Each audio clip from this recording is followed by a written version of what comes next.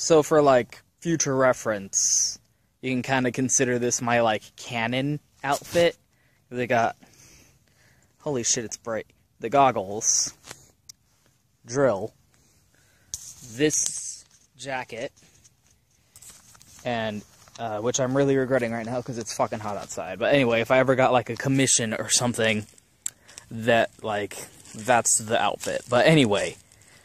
it's been a couple days, and I'm like halfway through a second playthrough of Mankind Divided, which is a lot more like how I usually play games the second and third time, or like, because when you play a game for the first time, it's a lot different because you don't know anything.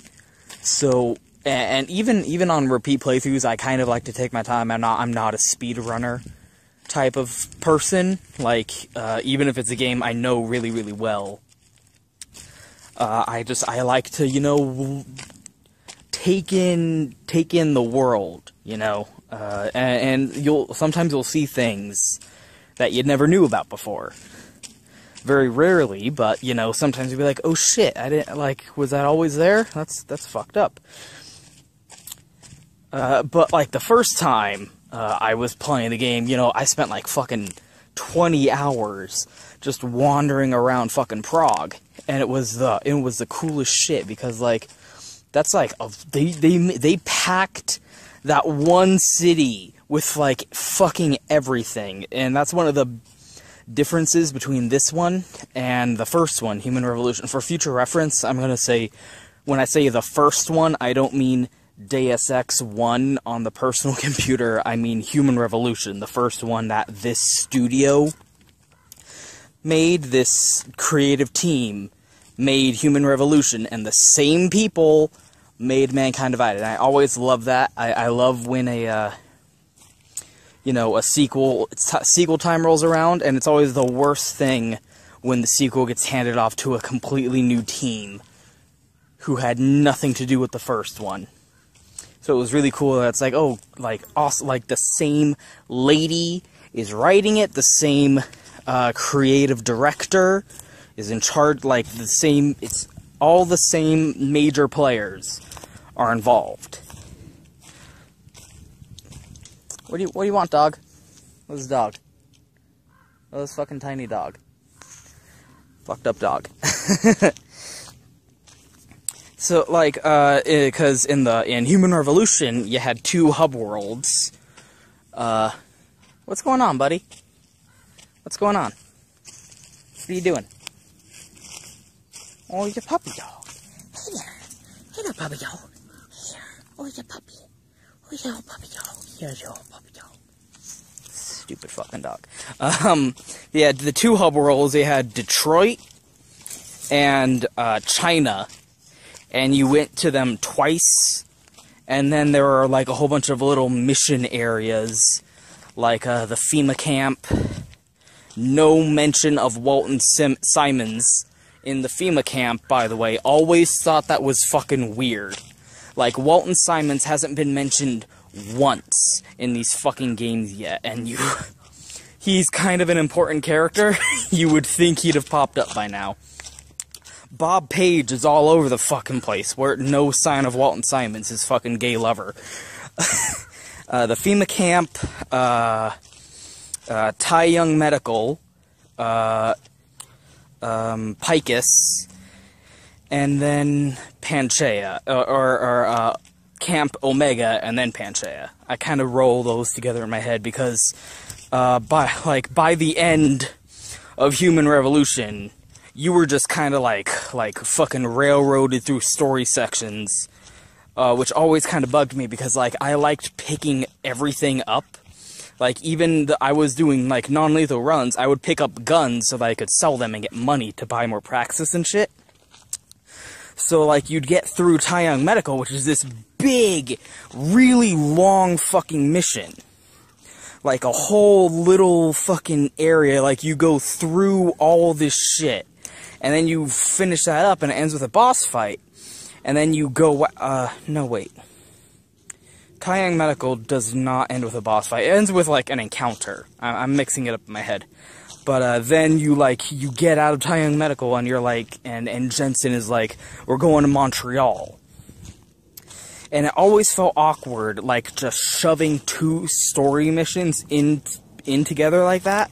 And then you learn, like, originally Montreal was going to be a hub area. They were originally going to have 3 hub areas. It was going to be Detroit, Hengsha, China, and Montreal. They were originally going to have Montreal as a hub area. So, assumedly, you would wander around Montreal, very masturbatory, because it's Ubisoft, it's Eidos Montreal, where the guys who made the game, they live in Montreal, so I guess they wanted to shove fucking Montreal in there, but they ended up cutting that hub area, so you just go to Picus. So you're carrying all this shit, and you're like, I gotta unload some of this shit, because I want to pick up more shit. And I can't, because my inventory's full, and who the fuck buys more inventory space? That's a total waste of a Praxis kit. You could be buying something more important. And then you gotta go through this whole other fucking zone. And then, once that finishes, you go back to Detroit, and you gotta find somewhere to offload all that shit. And, like, me being a fucking pack rat, that was always the worst thing. And then, like, by the end of the game, you're like, I am carrying, like, because you don't know, like, the second time you leave China, you're like, you're locked into story now. The instant you go to those dockyards and, like, plant the bomb and see Tracer Tong drive off, you're done. Like, there's no more stores, there's no more shops, it's completely main story from then on out. You might as well not pick up fucking anything that you don't intend to use. Because you're gonna be stuck with it until the end, until you hit credits. And that, like, just the kind of way I played that game, that always fucking bugged me. But, anyway, long diatribe, this game only has the 1 hub area. The first game had Detroit and China. This game only has Prague. And that's the only hub area. It's like cut into 2 sections, but you only go to Prague as, like, your mission hub wandering around kind of thing. But they made up for that by just packing it with so much fucking detail. Like, every nook and cranny has so much detail. Like, you can break into any random apartment, any random, like, store, and you will find story breadcrumbs. And I call them story breadcrumbs because, like, they all make kind of a trail. And that was one of my favorite things about the game, is you find out you only find this out by putting the pieces together in your head from what you find in the world. Like, I mentioned the story about you can go to this pharmacy and learn that the doctor is kind of obsessed with trying to find one of his old patients because she's all fucked up in the head, and you can, like, talk to his assistant and he'll be like, oh, the doctor's out, he's all fucking got his head up his ass about one of his patients. And then you can go up into his computer and break into his computer and read his email talking about one of his patients. And then that patient is one of your neighbors in your apartment building. And if you go into her apartment building, it's, like, covered in fucking, like, cat paraphernalia, like she's a crazy cat lady.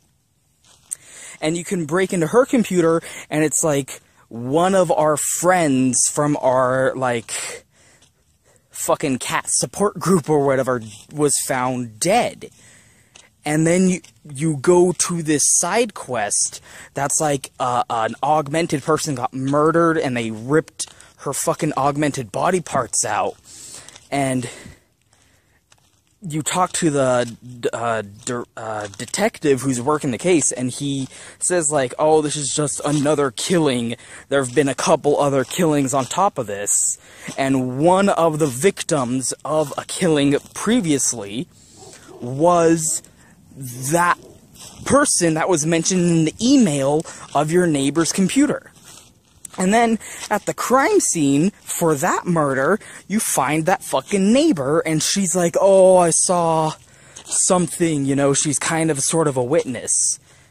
And, like, there's kind of a little bit of a rigmarole with, like, the cops want to frame the victim's husband, even though he didn't do it, but, like, he's a political dissonant, so they want to frame him. But you find evidence exonerating him, so it ends up going unsolved. You don't know who did it, but you have, like, your neighbor's number, and she kind of goes away, and then near the end of the game, she calls you and she's like, he's fucking after me, yo, and you go into her house, and it's all, like, ransacked and covered in blood, and it's like, what the fuck? And she scrawled these fucking numbers all over the place, like 689 something something something, and you're like, what the fuck? She got kidnapped by the fucking serial killer. And you find an email from that doctor who was looking for her, being like, yo, we need to follow up some shit on your fucking procedure, and you go talk to him. And he spills the beans that she was part of this experimental procedure where they were taking the memories and, like, psychological components from dead people and putting them into living people to help get them over neuroses. So, like, she was suffering from anxiety and social issues, so they took someone who had everything that she lacked and put them into her brain to help her get over it. And that in itself is kind of fucked up, right? Like, that's a really cool science fiction concept. That's one of those really cool fucking science fiction concepts that you just can't do outside of science fiction. Taking parts of another person's personality and implanting them into another person in order to, like, improve personality defects, right? I've seen that before in Ender's Game. Not like that, but they genetically engineered the kids to have the desirable fucking personality traits that they wanted, but that's something that, is kind of talked about today, is trying to, like, genetically engineer your kids in the womb, so that you have a kid who's not going to be a fuck-up. But this was, taking dead people's brain tissue and putting them into someone... Although, because of the augmentations, they're taking, like, neural augmentations and putting them into someone else's neural augmentation. It's not like, cutting up someone's brain and putting it inside someone else's brain. But, like, it was a really cool idea. Only problem is, this person, the crazy cat lady, the person that they put the personality memory into was from a serial killer. And you learn this while talking to the detective. He's like, we used to have a case of a serial killer who fit this MO perfectly, like 100%, the exact same MO, like an exact replica. He killed this many people, but he fucking died. Like, years ago, he fucking died, so, what is this, a copycat killer? Like, it's literally down to the fucking inch, the exact same MO. Like, how could it be this perfectly the same if the fucking dude is fucking dead, right? And so you find out that that's the thing. They put the serial killer's fucking memories into her fucking head, and it kind of, like, possessed her, and then she starts killing people in the exact same fucking way that he did. And it's like, oh shit, what the fuck, son? And the doctor's like, hey man, I didn't do anything, we were trying to help her, we were trying to fix her fucking psychological defects. It's not my fucking fault that she decided to act on these impulses. Yeah, maybe the thoughts of killing from the serial killer's head were kind of being put into her brain, but I mean, fucking come on, we all have fantasies of violence and depravity. We don't act on it. She decided to act on it. It's like, you have thoughts of fucking killing your boss, you're not gonna do it. She has thoughts of killing her boss. Just because we put those thoughts in her head doesn't make it our fault that she decided to act on those thoughts, right? And that's an interesting philosophical discussion. But the breadcrumb trail is that there's another fucking side quest that relates to Jensen, where you try and find out where he got his new augmentations, and it leads you to this guy who was killed. Like, you get into his apartment and he's been shot in the fucking head, and you're like, what the fuck happened? And you look, and he's got, like, the blueprints of the augmentations that you have. So you break in his computer and you find out that he worked for fucking Taeyong Medical, and he was sent to Prague to look up that patient, the crazy cat lady, because he was working on the same project of memory augmentation transplantation, and it said, like, he is the one who's responsible for giving Jensen his new augmentations while he was in a coma, and he works for Taeyong Medical and worked on this project about implanting memories into people's heads, and you can kind of put the pieces together yourself, and you're like, oh shit, this is what they did to Jensen. They put fucking psychological traits into his fucking head using the same techniques they developed while doing this procedure with all these crazy fucking people. And that's why he has the fucking, like, Manchurian agent. Like, because you find out in the fucking credits that they are using him to find out who Janus is, and it's kind of implied that when he meets Janus, that fucking memory trigger is going to activate, and he's gonna fucking kill him for the Illuminati. And it's like, oh shit! Like, these two side quests, which don't have any relation to each other in terms of, like, what the game tells you as, like, an in-game journal entry or something. But if you actually take a step back and look at these two unrelated things and put them together, you come to some fucking realizations. And the whole game is fucking like that. The whole game has these fucking story breadcrumbs everywhere you go. And they all kind of tie into everything that's happening in the world, and it's not the first time they did this. In Detroit, I remember during the riots in Detroit, you can go up onto this fucking roof of a gas station, and hidden inside a vent on the roof of the gas station, you can find a sniper rifle and a pocket secretary that's like, okay, you have orders to fire a shot off during the riot to make things turn violent. And it's like, oh shit, so, like, they sent an agent to deliberately make the riots turn violent in order to, like, fucking exploit the situation. And that's just one of those little background details that you can completely fucking miss, or just not even if you find it, you might not put the pieces in your head together about what the fuck happened there.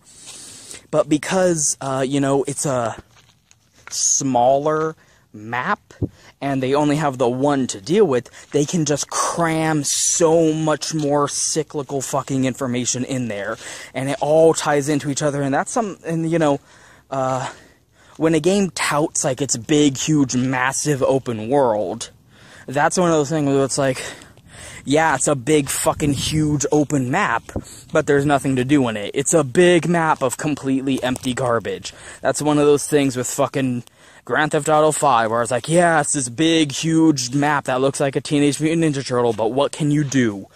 Not a lot. I mean, you can do whatever you want, technically. Like, you can make your own entertainment, and there's value to that.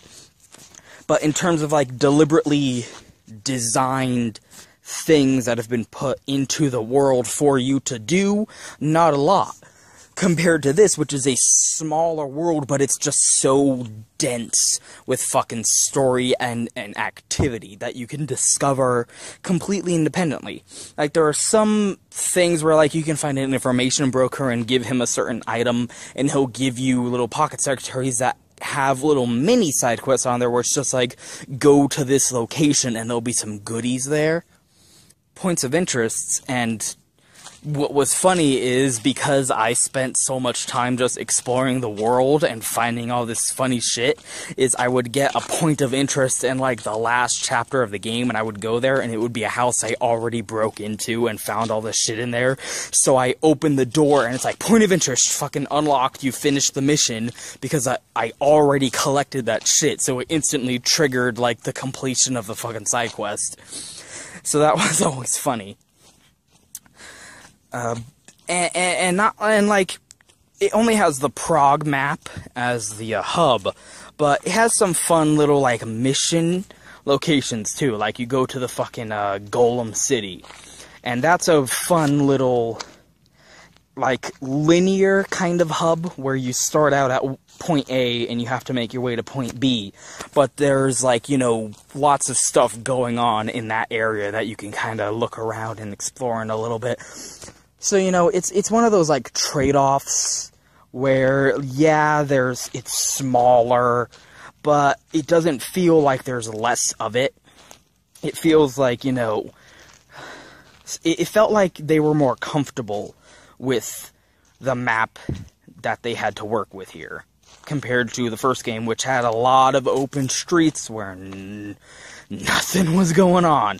And it was always funny where in the director's cut, and only into the director's cut, you can kind of run through an alley from one side of Detroit to the other, and if you run fast enough, the entire map will just dissolve in front of your fucking eyes.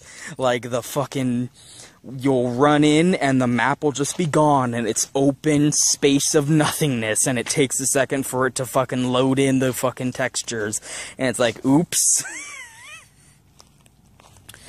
So, like, you could chalk that up as a criticism, but I think, you know, oh, it's a smaller map, but it's more comfortable, and it's got more shit in it, and I'm okay with that. And it's also got that, like, sequel degeneration of the setting thing going on, which sometimes kind of annoys me, where, like, in the first game you had all the limb clinics. In this game, there are no limb clinics. In fact, there's one limb clinic, and it's all fucking busted up and been destroyed and, like, abandoned and ransacked and covered in graffiti because fucking augmented people aren't accepted anymore, so you obviously can't have a limb clinic anymore. Fucking, augment now, pay later, I guess. That was an actual sign in fucking Human Revolution, where you would, you would go into a limb clinic, it's an ad, and it says, augment now, and then underneath it, in, like, small print, that's, like, the exact same color as the background, and you have to look at it from a certain angle so the light reflects off of it, and you see the words pay later, and it's like, ooh, subliminal fucking messaging, that's fucked up. And that sometimes happens in, like, sequels, where, like, Skyrim is usually the one I think of, where in Oblivion, you had all these fucking guilds that were, like, just doing their thing, but then you got to Skyrim, and all those guilds are kind of fucking dilapidated, because it's been 200 years or whatever, and, like, the world is fucking ending, and it's fucking stupid. There's, like, less of a setting.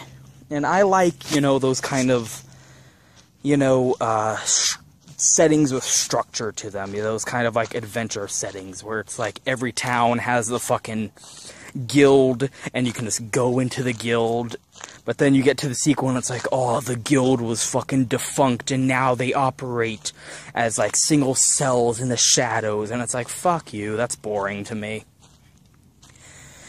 And you had that a little bit, but, like, it works because they sell the setting so hard, and that's one of those things that you see fucking pundits and fucking, you know, the fucking hipster clique of journalists fucking complaining about, of like, oh, the setting doesn't make sense, and like, oh, Og Lives Matter, and fucking, ooh, social commentary, we get it. We didn't approve, though. We didn't approve of the social commentary, therefore it's bad. Like, why are augmented people oppressed? I thought you had to be rich to get augmented. What do you mean play the first game and it explains everything? I'm stupid? What? No. Shut up. games can only have politics if we agree with it and approve of it. Blah, blah, blah. But, like, they really fucking sell the fucking oppression of the fucking setting. Like, you're wandering around the city and, like, everywhere you go, fucking cops are fucking harassing people. It's like fucking a military police state. Like, fucking, like, you might, like, the augmented dudes might as well be wearing fucking little Jewish stars on them, you know? And they're just, like, randomly arresting people on the streets or being like, let me see your fucking papers. And it'll even happen to you. You're wandering around and a cop, like, the screen will suddenly fade to black and you're like, what's going on? And a cop will walk up and it's like, fucking, give me your fucking papers because you need to have a permit to be augmented and live in the city. Fucking geniuses who decided to send Adam fucking Jensen to live in the fucking city that has, like, all this fucking red tape around augmented people. Like, and it's stated that, like, this is the only city in the world where this is kind of the situation. Everywhere else, it's not as bad, but, like, Prague is, like, the social experiment to see if, like, what the situation going forward from here will be with augmented people. And it's so, like, it's so blunt. It's like a fucking anvil to the face. Like, you can't really complain that it's in your face when it's this in your face. Like, you can't say that as a criticism when it's like they are fucking trying to shove your nose into it. Like, you're walking around the fucking city and there'll be benches, and the benches on them will say fucking naturals only. And naturals are like unaugmented people. And then you'll go to a restaurant and it'll on the table it'll say like reserved for naturals only. And then you'll go into the fucking subway and there's two entrances to the subway and one is the naturals and one is Augs. And the Augs one is like cut off by a big fucking fence that has barbed wire over and it's all run down and shitty and it's got like all fucking garbage everywhere. And you go into the fucking subway. And when you get to the platform of the subway, it's like naturals only cars. And it's all clean and kind of pristine. And then you go around the fucking corner and it's like Augs only cars. And it's all fucking grody and fucked up and messed up. And if you actually go into the cutscene, where you go into the, like, you use the fucking train map in order to progress to a different area, and depending on which side of the barrier you're on when you trigger that loading screen, it'll be different. And if you're on the AUG loading side of the barrier and trigger the loading screen, Jensen will walk into this fucking shitty AUGs only train car filled with like other augmented dudes, and it's all fucking run down and garbage everywhere and graffiti smeared on the fucking walls and shit. And he'll just be standing there like, I didn't ask for this. And then if you, there's two different loading screens for the subways where if you go onto the fucking natural side and trigger the fucking train from that side, it'll be a completely different loading screen where he's on the naturals only train and it's filled with non-augmented people and it's all clean and kind of pristine and there's a lady sitting next to him just staring at him like, damn. And then when you get off the train at your destination, if you were in the naturals only train, a fucking cop will immediately come up to you and be like, what the fuck were you doing on that fucking train, you fucking wrench, you fucking clank, you fucking robot piece of shit. Let me see your fucking papers. What do you fucking think you're fucking doing? If I see you on a fucking naturals only train again, I'll fucking bring you in. The fuck out of my place, you fucking nigger. Like, that's so fucking in your face. You can't, like, say, like, it makes you go, yeesh. And that's the point. It's making you go, yeesh, holy shit, Jesus Christ. Those feelings of uncomfortableness that you're feeling are fucking intentional. The developers wanted you to feel fucking uncomfortable by it. It's making you go, oh, a little too close to home here, guys. You think? You think they didn't know that? You think they didn't know what they were fucking doing? You think it wasn't on purpose? You can't criticize something as being too overt and too blunt and too in your face if it was on purpose. You can't say, like, oh, wow, really hitting me in the head with an anvil here, when they are getting another anvil ready to fucking drop on you and be like, here comes the fucking anvil, motherfucker. Here it is. Because we got more anvils coming, because we're just gonna keep fucking dropping them all fucking day, baby. And people's only criticism for it is like, well, that doesn't make sense. Augmented people are rich. You can only get augmented if you're rich. I didn't play Human Revolution. What do you mean I'm full of shit? Oh, what do you mean they already established in Human Revolution that they experienced a new technological renaissance, a new golden age, where everyone was fucking getting augmented all over the place. And like, sorry, I'm out of breath because it's so fucking hot. Why am I wearing this jacket? Jesus Christ.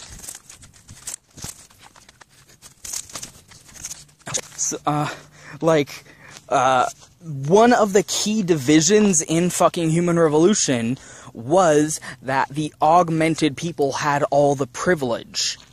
Like, that was the fucking defining point, is the naturals were like, I feel like I'm being fucking edged out here. I feel like, you know, if you don't get augmented, you don't have value as a fucking human being. And the fucking naturals only side was being kind of personified by a religious, like, traditionalist conservative group that was like, fucking getting augmented is the devil, pro-life, you know, fucking God's body, you know, your body's a temple, how dare you. And it was openly stated that it wasn't just a thing for the rich, that augmentations were like shockingly cheap, or at least in terms of like general availability, because like manual labor jobs in their contracts were saying like, if you're willing to get augmented, the company will pay for you getting augmented, because augmented fucking people are better at manual labor, because obviously. So you had the people in line signing up for the job, and they're like, are you willing to get augmented? And the people who were like, no, didn't get the job, and the people who were like, yeah, got the fucking job. And they got, like, specific fucking industrial fucking augments. Like, during that last section in Panchaea, you fight through an entire horde, like, it stated that the workforce working on Panchaea is 100% augmented. Every single employee working on Panchaea is augmented, because it's a manual labor fucking site, and there's a lot of heavy construction being done, so obviously you want fucking cyborgs working on it. And you go there and you fight dudes who have like little welding sticks on their fucking arm. Like, their augment has like a take the regular hand off and put the fucking welder on there, because that's what their job is. You fight private military companies like Bell Tower, like, they would get their soldiers augmented. You sign up with the company, with the PMC, and they're like, we're gonna augment you up to make you a better killer, because that's what the job is. Almost every single NPC that you fight in that game, every single enemy character that you fight, almost, is fucking augmented. And except, ironically, not ironically, but except for the police force. One of the first confrontations you have with the police is he had to kill an augmented kid, because they're like, oh, he's augmented, an unknown factor, gotta shoot him. And you almost find no cops who are augmented, which is kind of weird when you look back on it, but it makes sense when you get to Mankind Divided. And you even fight gangs, like the fucking, one of the Detroit gangs is augmented up, and one of their, like, chief gang wars, like, if you pay attention to the setting, is there's two gangs in Detroit, and one is super augmented, doped out with fucking chrome, and the other is, like, naturals only kind of thing, and if you get augmented, you get ousted, or, because people get augmented all the time, kind of against their will. Like, you have these people saying fucking, oh, only the rich people get augmented, so this doesn't make sense. When your main fucking character, Adam Jensen, was augmented to save his life because he was in a fucking accident where he was fucking thrown through a plate glass wall and shot in the fucking head, and they saved him by augmenting him. He's not rich. He's just a fucking security guy. Like, he's the he's the security chief for a company, but he just started there. He's not like some super baller rich guy. His company paid for the augmentations because he was on the fucking medical insurance plan. There's a little bit more to it than that, but like, the main character isn't rich, and he's the most augmented motherfucker on the face of the planet, basically. It's just like they didn't play Human Revolution. You're fighting almost every NPC you fight in that game is augmented. Guess what? They're not rich. Where in the fucking world did you see, oh, only rich people get augmented? That was a fucking conflict that was brought up in Human Revolution, that people were saying, like, this is some fucking, societal control shit, because only rich people can afford the treatment for augmentations.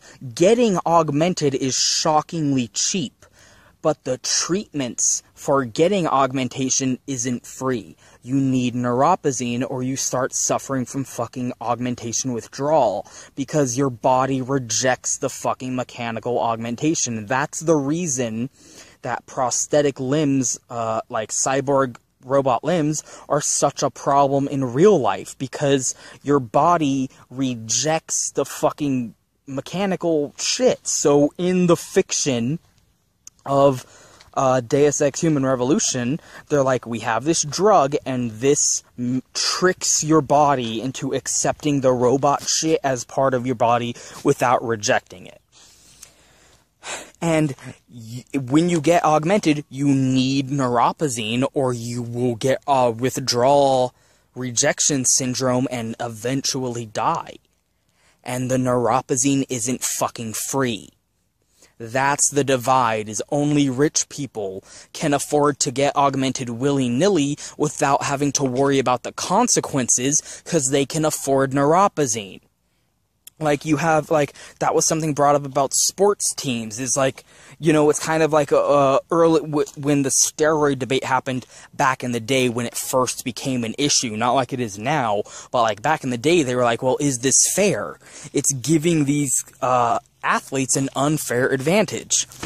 An athlete who has normal human arms compared to an athlete who has a robot arms, the robot armed guy is going to have an advantage, and it's something that a normal human with like normal regular non-augmented arms is never going to be able to compete with.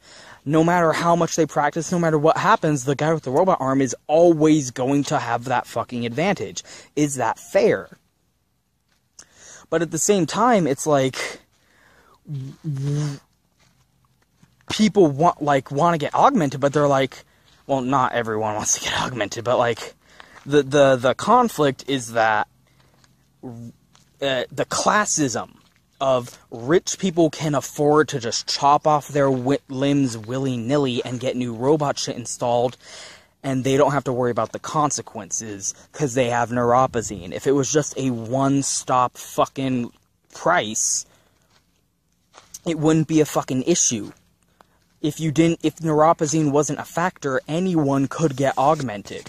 But because, you know, neuropozyne is in play, that's the fucking conflict being presented, is people can afford to get an advantage of cybernetic limbs without having to worry about the consequences of their medical fucking dependency there on out.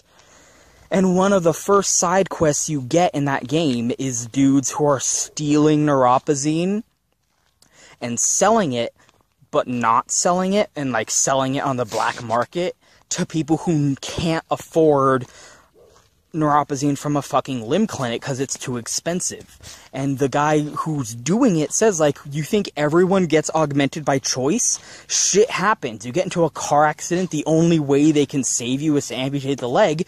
They'll give you a fucking robot leg so that you're not fucking an amputee, but now you're stuck on fucking dependency to a fucking drug for the rest of your life?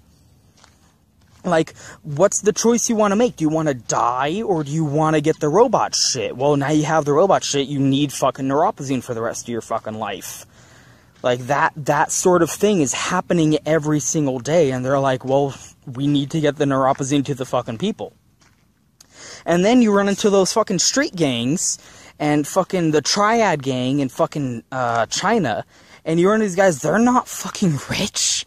They're not rich dudes, they're a fucking street gang, they're ghetto hood rats, and they've got augmentations. Obviously, it is not only rich people can get augmented, although that is a fucking theme that was fucking tackled in fucking Human Revolution, which you would know if you fucking played it, which you obviously didn't, because you're playing Mankind Divided thinking, oh, why are they trying to act like augmented people are oppressed when you have to be rich to get augmented? How can you get augmented, which you could only do if you were rich, and be oppressed at the same time?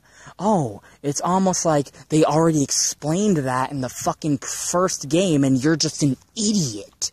Fucking dipshitted retards, I swear to fucking God, you should... Anyway, fucking rambling on all day. The fucking setting is really good with the fucking holy shit, look at how fucking fucked up this is, and you feel it because you're playing as an augmented person, so you also get kind of, mistreated by the fucking authoritarianism. Although not to the same degree because you do work for Interpol and you have special clearances. But you do see dudes who are like, I got my fucking permit, and they're like, this fucking expired, shipped off to the fucking ghetto you go, sending you off to the fucking augmentation ghetto, you fucking Jew. and guess what? It's set in Czech. It's set in the Czech Republic. It's set in a fucking Slavic nation just south of fucking Poland, and you know they were like, hey, let's set it in fucking Poland. Isn't that a little, like, okay, I know guys were being on the nose with this, but that's a little too on the nose, you know? They're like, you're right, just move it a little south, there you go. Now we're in Czech, so it isn't as fucking blatant, plus Prague's a good city. Although, what was funny is I follow someone on Twitter who's, like, who lives in Czech, and he is Czech. Honestly, Czechoslovakia rolled off the tongue way better, and now you have to just say Czech and stop yourself from saying Czechoslovakia. And honestly, like, just for the sake of everyone else in the world, guys, you couldn't have let that fucking ride out. I know you're not the same fucking ethnic group, I know you don't speak the same language, but it's so much easier to say Czechoslovakia than it is to just say Czech. Fucking assholes. Where he was like, Prague doesn't look like this, and we don't sound like Russians. Like, what the fuck are these accents? And I was like, all you fucking Slavic motherfuckers sound the same to me. Czech, Russian, Polish, I can't tell the fucking difference. Put them all in a room together, I'm just like, that's not German. Fucking get the fuck out of my face. Actually, like, I'm Spanish and Celtic, so... Even Germanic languages sound fucking weird to me. I'm kind of totally divorced from that whole fucking, fucking ethnic space right there. Cultural zone. Like, I'm not even connected to the fucking Germanics, and Slavics are like a fucking alien race as far as I'm concerned. So even more appropriate that all the augmented people are getting fucking mistreated. But anyway... I do still feel like it's better than Human Revolution, but it's also like, you know, it's one of those things where, like, Human Revolution, how do you say this? Because I want to say, like, Mankind Divided is more than the sum of its parts. Like, its whole is more than the sum of its parts, because the sum of its parts... Not in terms of, like, writing or the setting, but in terms of, like, the technical stuff. like, it all comes together to make something good, but the individual details are not as good. Whereas in Human Revolution, you had a final product that was a little bit flimsy, but it was resting on something that had a good foundation. Like, the pillars holding it up were strong, even if the structure itself was a little rickety.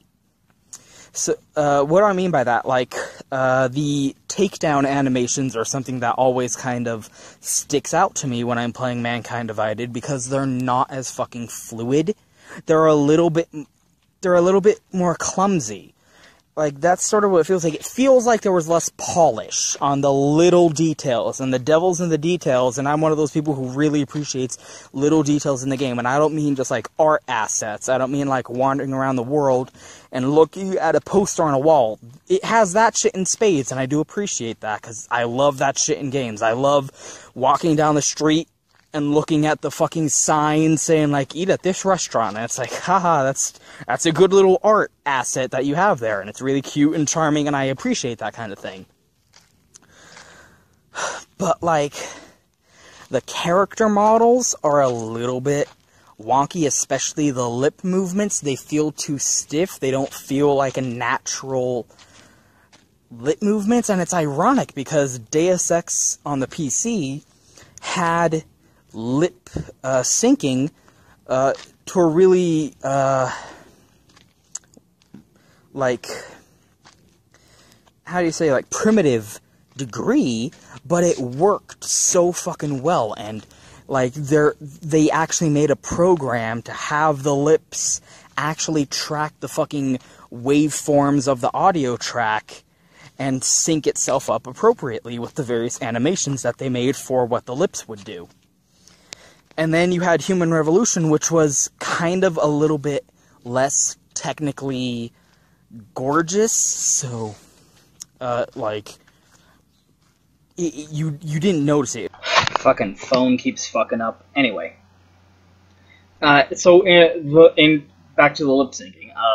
In Human Revolution, it was kind of, the production values weren't such that it kind of jumped out to you. It was so jank that you didn't notice it, basically. And that's one of the things that I'll get back to. But like, then you get to Mankind Divided here, and it really does feel like they're just kind of like pulling the model, like pulling the jaw down. It's like, yes, Jensen, I feel like that is a good thing that you said that. It's so, and the rest of the character model is like so fucking immaculately sculpted. Like, fucking Jensen's jawline is just so fucking Superman fucking jawline going on here that when he's just going like, I do rah, rah, rah, rah, rah, you notice it. Like, it's one of those things where like their priorities were, let's make this look beautiful, but then they kind of were a little bit more shallow on the finer little bitty details. And you see that in the takedown animations, and everyone loves the takedown animations from Human Revolution. Like, you see fucking parody videos on fucking YouTube all day about all the fucking takedown animations of dudes like fucking kung fu fighting NPCs, like random civilians getting into fucking sick kung fu fights with fucking Adam Jensen. Because those animations were so fucking hilarious and great. And there were so many of them. And there were like 2 different versions for like non-lethal and lethal. And in Mankind Divided, it feels like there's less... It feels like there are less takedown animations, and there was less work put into them. And that's really unfortunate to me. It just feels like they skipped out on the polish. It feels like, you know, they were more concerned with the bigger picture, and it's a good picture, but then when you get up close and squint, you start seeing that they smudge the paint a little bit, and you're like, you know, you know, and they, like, compared to fucking Human Revolution, where the little details were so much more paid mind to. They fucking, like, really polished it up. It reminds me a lot of Metal Gear Solid 2. And I'm fond of saying, like, that game is unfinished. They didn't fucking finish Metal Gear Solid 2. They fucking, like, just shipped it with half a fucking disc. and you know, they didn't fucking finish the game, but technically speaking, they really, you know, in terms of, like, that's not to say it's buggy. You know, that's what I don't mean it's buggy and unfinished. I mean, in the way you would talk about, like, a Bethesda game, which is bugged out the ass, and they clearly didn't bother finishing this thing. Like, they actually put the work in and finished it in terms of the little details. In terms, like, the game, there are no bugs. It doesn't crash at any point.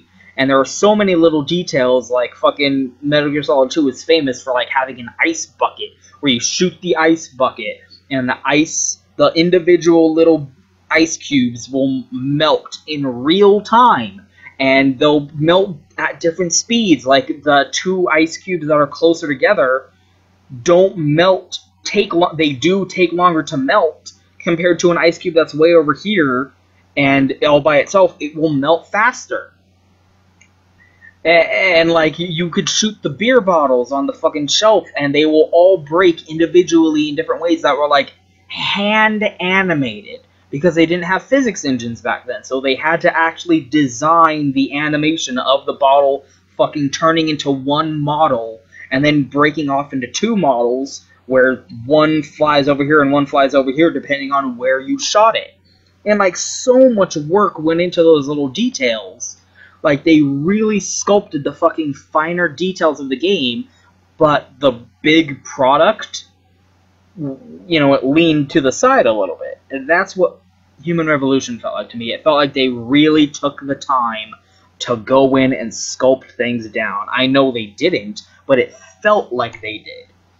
And then you get to Mankind Divided, and it doesn't feel like they paid as much care and attention. Like, one example, especially that comes to mind, is if you fight a big clunky robot enemy that has, like, a power suit on, you stun him, and then you go up and you do the kill animation, and the kill animation is like Jensen's little arm blades pop out and he stabs him, but the point of the blade does not penetrate. Like, it goes, like, right here, and, you know, you expect it to go in and stab him, but it goes, like, right here, and then it stops. And there is no contact between the blade and the enemy model. It's not even touching the model. And it's going, like, stabbed. And then he falls over dead, and it's like, they didn't try. They didn't care to go in and really polish up that animation. So it looks like he's just punching you, you know? And it's small little things like that. And I'm very detail-oriented when it comes to games, because I'll just, like I said, I'm not a speedrunner. I will wander the fuck around and really kind of try to pick a game apart and, you know, experiment around and look at all the little details. So I noticed that kind of thing. And it's very, you know, it's kind of loud and clear to me when I see those things, especially when the game beforehand had those things, and then this one doesn't. So it feels, yeah, you know, it's kind of like 2 steps forward, 1 step back, you know, because they fixed so many deficiencies in Human Revolution. They fixed so many things. They really did. And it really does feel like, even all that said, it really does still feel like Human Revolution, like, 2.5 or something like that, you know? Like, they really went through the fucking... in terms of, like, the design document for the game, you know, they really took all of the lessons that they learned from Human Revolution and improved on all of it. But then, like, when it came down to, like, really getting in there, they were like, you know, let's make some DLC for the ending. it's so mean. But, I like it. It's a good game. I'm gonna play it. I wanna, like, beat it one more time, and then play Human Revolution, and then Mankind Divided back to back. And that'll present even a more fucking clear, stark contrast between the differences between them there. I really do appreciate that they got rid of the piss filter. The fucking, like, visual aesthetic of the game is so much better than fucking Human Revolution. And it's not just because of the fucking, like, polygon count or, you know, anything like that. I don't care about, you know, fucking polygons. I care about artistry. I care about the fucking visual design. And the visual design in Mankind Divided is a lot stronger and more consistent. And a lot less fucking covered in urine than Human Revolution was. More than anything, fucking Mankind Divided made me want to replay the original game on the PC. The, like, very, very first Deus Ex. That game still holds up, man. I don't care what anyone says. Like, it's a little bit rough to go back to if you, like, to go back and you reinstall it and play Liberty Eye and you're like, oh, like, oh, you know? Like, it's sort of a kind of front-loaded kind of beast. It's very, you know, kind of... I really think Yahtzee put it best when he did his 0 punctuation on the original Deus Ex, where he's like, blimey, I don't remember this game looking quite this much like ass. There's like 3 character, like, models, and they just fucking reskinned them for each different character. And it is a little bit, you know, kind of in your face, but when you actually start fucking playing the game, like, holy shit, this game's so good. Fucking Deus Ex 1 is so good. Like, more than anything else, I just want to play that game some more. Like, I don't want to play fucking Human Revolution. I want to play fucking Deus Ex, the first one, very first. It's so fucking... It still holds up. Fuck you. That game's incredible. That game's so fucking good. I was saying this before it came out, and I knew they weren't going to, so I'm not disappointed that they didn't, but...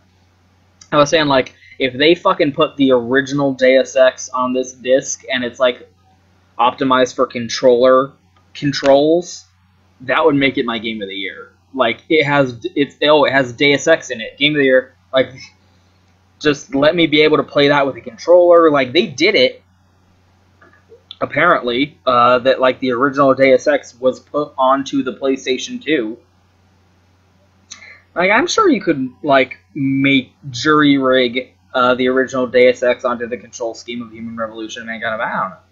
Or just take the PlayStation 2 game version of it and use those controls. I don't know. Like, apparently they got it to work that first time. The reason that the console version of Deus Ex sucked was because the PlayStation 2 didn't have the fucking, like,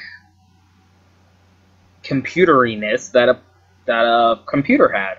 Like, the hard drive was fucking not as powerful, so they had to chop levels up into, like, 50 fucking loading screens because the fucking PlayStation 2 could not handle you being able to go all the way around fucking Liberty Island without there being a fucking loading screen.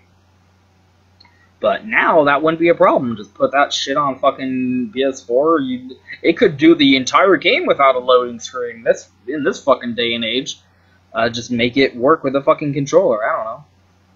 Hell, there's a PC edition. At that point, you might as well just give people a free version of the original Deus Ex on Steam. But anyway, fucking Deus Ex is so good. Holy shit, what a great trilogy of games. What a great fucking, like, you got Deus Ex 1, and then, you know, 2 decades later, they made Deus Ex Human Revolution, and then they made Deus Ex Mankind Divided, and they're all pretty fucking good. They're all pretty fucking good games. Don't have a lot you can, like, don't have a lot bad you can say about that. Like, it's a good thing that they went the prequel route. You know, if they tried to make a sequel to the original Deus Ex, it probably wouldn't have worked. It's a good thing they never bothered to do that, right? Yeah. Yep, I think we can all agree that that's what happened, is they made Deus Ex 1, and they were like, this is the perfect video game of all time, and then they just put that on the fucking back burner and didn't touch it until Square Enix bought fucking Eidos. And they were like, make a new Deus Ex, and they made Human Revolution. It was a pretty good fucking game. Correct, like, fucking tea-cozies all around. Anyway. Fucking Mankind Divided, I would give it... like an 8.5. Like, 8 point... some, you know, in that range. Better than Human Revolution. not quite a 9, you know, because you do have to factor in the ending. You just gotta have to.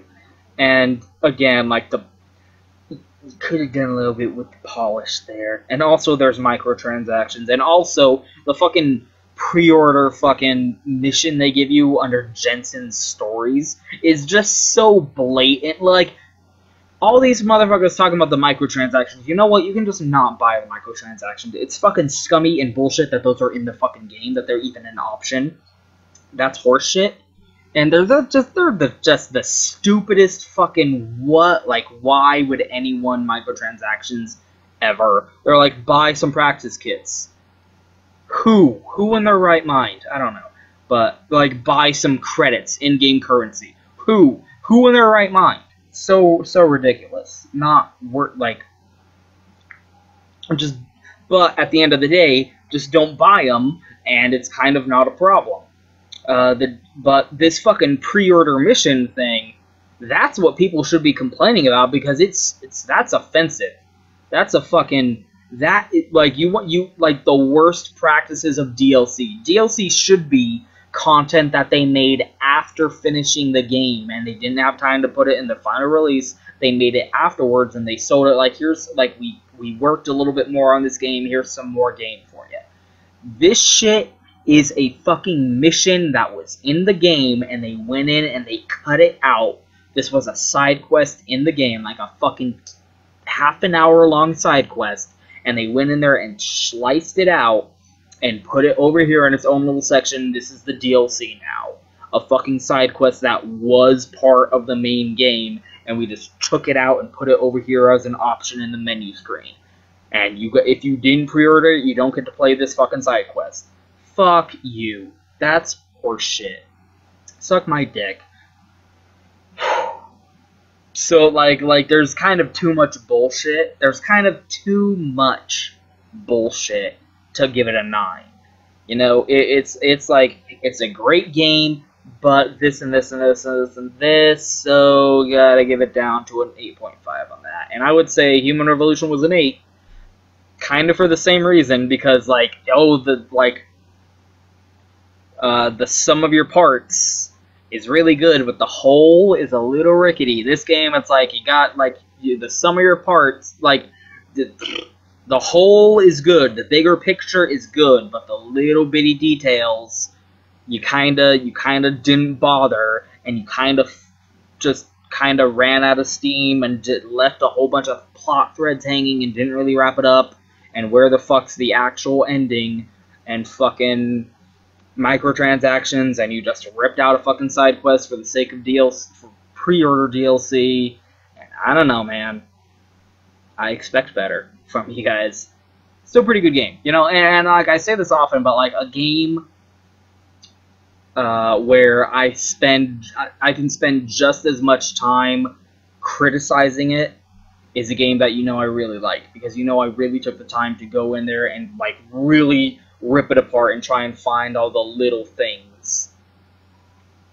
And I'll be like, I'll just spend fucking an hour complaining about a game. I'll be like, great fucking game of the year, perfect game. This game, I think I spent a kind of an equal amount of time talking about things I liked versus things I didn't like, which is how you know. But anyway, so those are my final thoughts on fucking Mankind Divided. Hooray, I finished my first Let's Play. Like, 2 years ago I started out, and I was doing Human Revolution of my little Elgato, and I finally finished it. I feel so proud of myself. Thank you for watching for 2 years.